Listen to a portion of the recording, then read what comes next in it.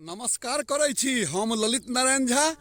देख लियो समय केहन विकाल समय चल रहा है। यह 15-20 दिन पहले के बात है जे कि गर्मी से सब लहालोट छलखिन हैं।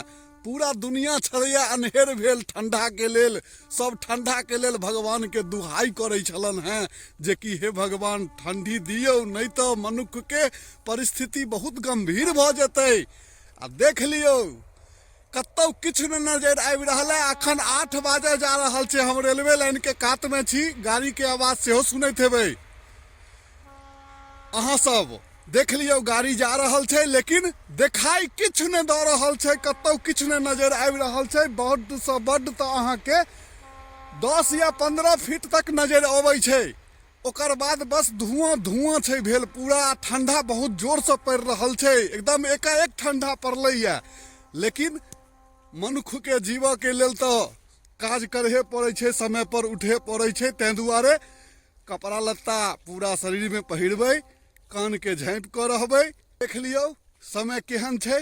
एहिमे सब किसान सब अपन खेत में जाइ छथिन, सवेरे सवेरे काज करै छथिन। काज से तो पाछा नहीं हटऽ के छै, कियाकि पेट चलै छै अहाँ के अन्ने से। देखियो खेत में काज करऽ वाला किसान अपन काज कऽ रहल छथिन। मौसम चाहे जेहन होय, काज तो करहे पड़े छै पेट चलाबऽ के लेल।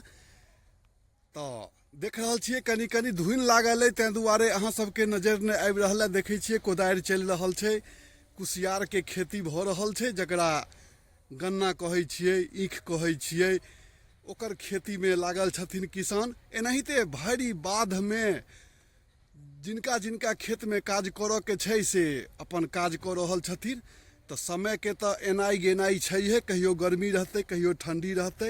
लेकिन बस जेहन समय छै ताहि हिसाब से कपड़ा पहिर कऽ अपन अपन समय से काज करू।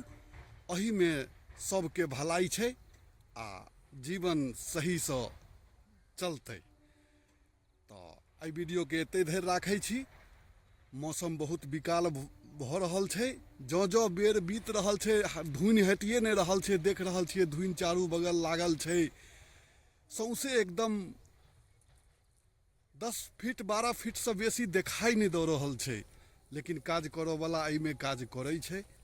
तो सब गोटे समय से उठू, अपन नियमित कर्म कऽ कऽ अपन अपन ड्यूटी जाउ जतऽ जे गोटे काज करै छी।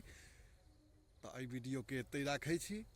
धन्यवाद। जय मिथिला, जय मैथिली।